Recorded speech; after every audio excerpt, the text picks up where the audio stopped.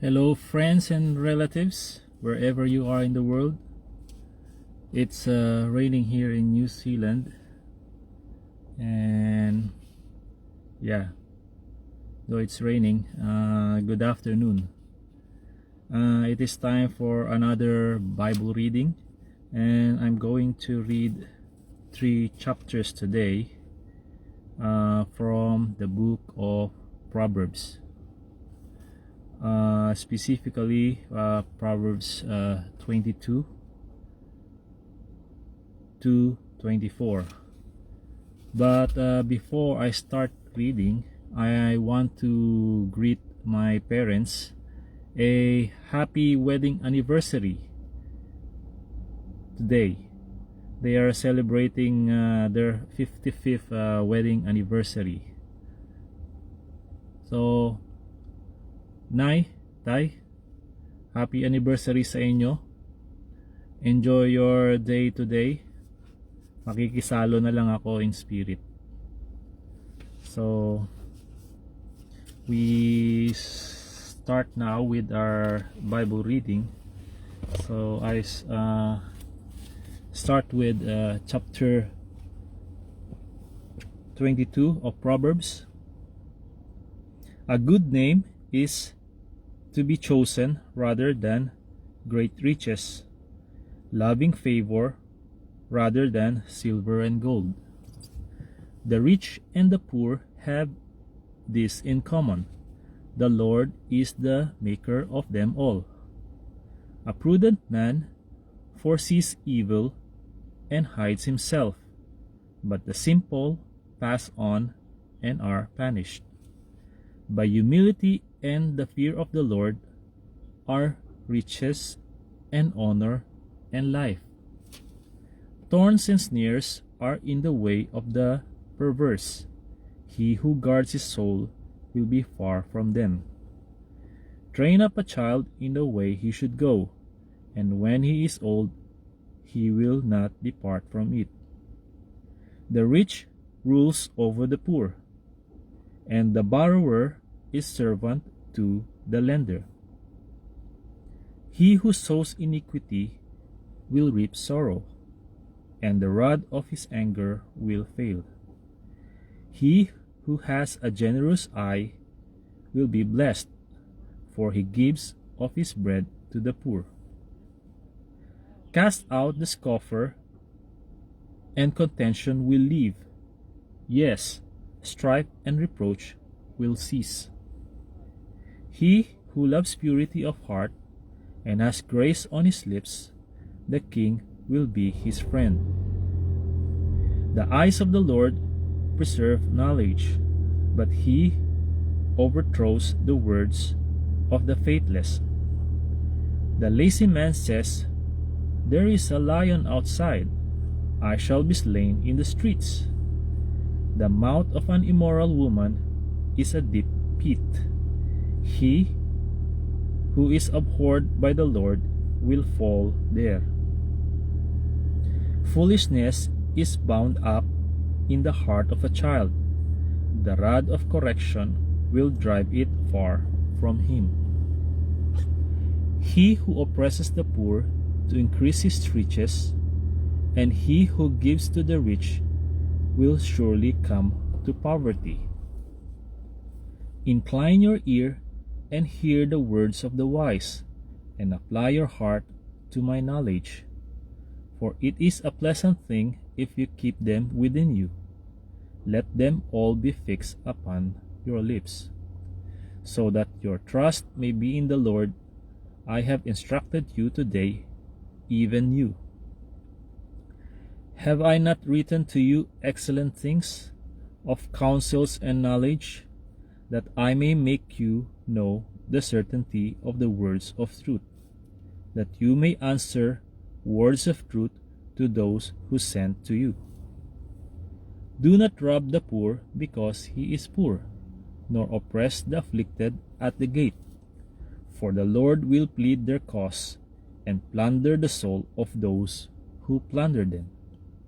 Make no friendship with an angry man, and with a furious man do not go, lest you learn his ways and set a snare for your soul. Do not be one of those who shakes hands in a pledge, one of those who is surety for debts. If you have nothing with which to pay, why should he take away your bed from under you? Do not remove the ancient landmark which your fathers have set.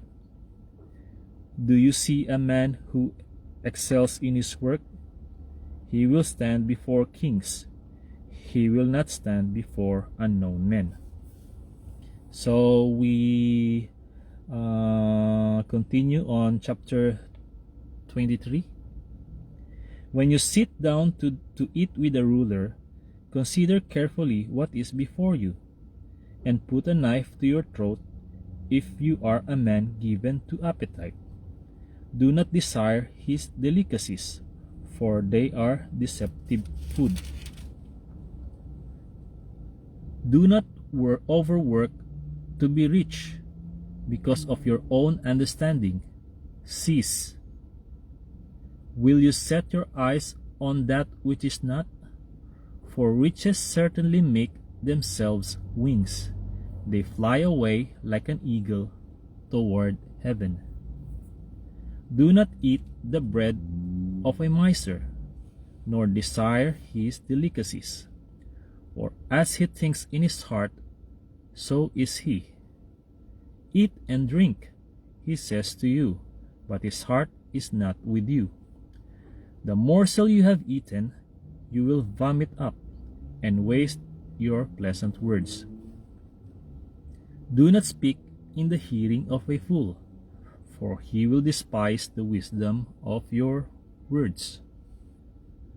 Do not remove the ancient landmark, nor enter the fields of the fatherless, for their Redeemer is mighty, he will plead their cause against you. Apply your heart to instruction, and your ears to words of knowledge.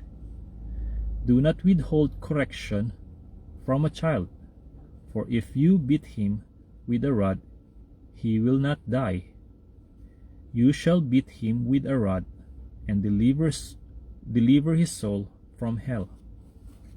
My son, if your heart is wise, my heart will rejoice. Indeed, I myself. Yes, my inmost being will rejoice when your lips speak right things. Do not let your heart envy sinners, but be zealous for the fear of the Lord all the day. For surely there is a hereafter, and your hope will not be cut off. Hear, my son, and be wise, and guide your heart in the way. Do not mix with wine bibbers, or with gluttonous eaters of meat, for the drunkard and the glutton will come to poverty, and drowsiness will clothe a man with rags. Listen to your father who begot you, and do not despise your mother when she is old. Buy the truth, and do not sell it, also wisdom and instruction and understanding. The father of the righteous will greatly rejoice, and he who begets a wise child will delight in him. Let your father and your mother be glad, and let her who bore you rejoice. My son, give me your heart, and let your eyes observe my ways. For a harlot is a deep pit, and a seductress is a narrow well. She also lies in wait as for a victim, and increases the unfaithful among men. Who has woe? Who has sorrow? Who has contentions? Who has complaints? Who has wounds without cause? Who has redness of eyes? Those who linger long at the wine, those who go in search of mixed wine. Do not look on the wine when it is red, when it sparkles in the cup, when it swirls around smoothly. At the last, it bites like a serpent and stings like a viper. Your eyes will see strange things, and your heart will utter perverse things. Yes, you will be like one who lies down in the midst of the sea, or like one who lies at the top of the mast, saying, "They have struck me, but I was not hurt. They have beaten me, but I did not feel it.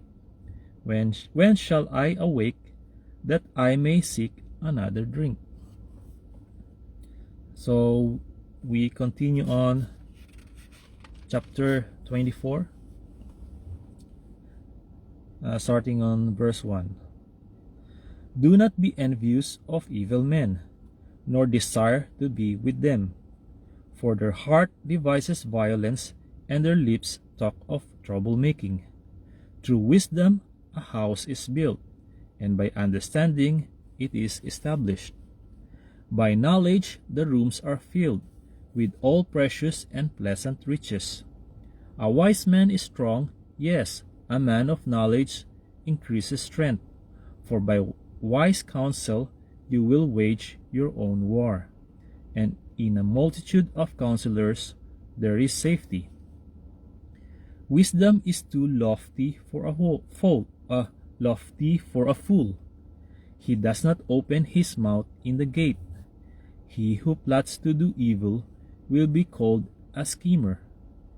The devising of foolishness is sin, and the scoffer is an abomination to men. If you faint in the day of adversity, your strength is small. Deliver those who are drawn toward death, and hold back those stumbling to the slaughter. If you say, "Surely we did not know this," does not he who weighs the hearts consider it?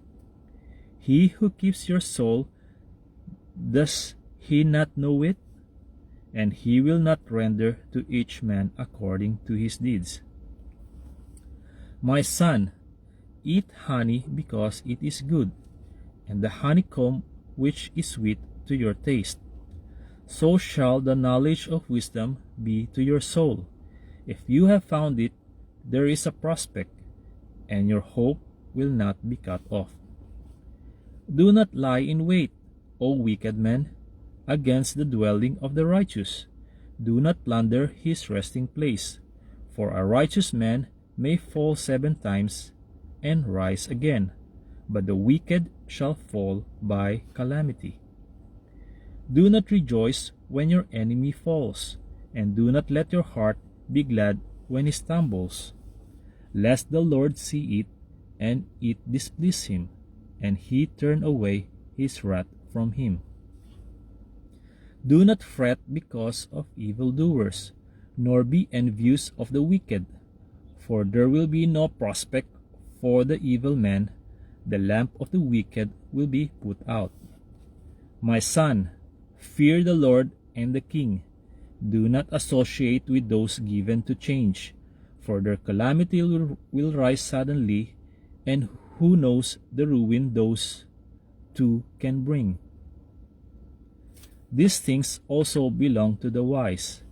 It is not good to show partiality in judgment. He who says to the wicked, "You are righteous," him the people will curse. Nations will abhor him. But those who rebuke the wicked will have delight, and a good blessing will come upon them. He who gives a right answer kisses the lips. Prepare your outside work, make it fit for yourself in the field, and afterward build your house. Do not be a witness against your neighbor without cause. For would you deceive with your lips? Do not say, "I will do to him just as he has done to me. I will render to the man according to his work." I went by the field of the lazy man and by the vineyard of the man devoid of understanding. And there it was, all overgrown with thorns. Its surface was covered with nettles. Its stone wall was broken down. When I saw it, I considered it well. I looked on it and received instruction. A little sleep, a little slumber, a little folding of the hands to rest, so shall your poverty come like a prowler, and your need like an armed man. Okay, friends and relatives, that's all for now.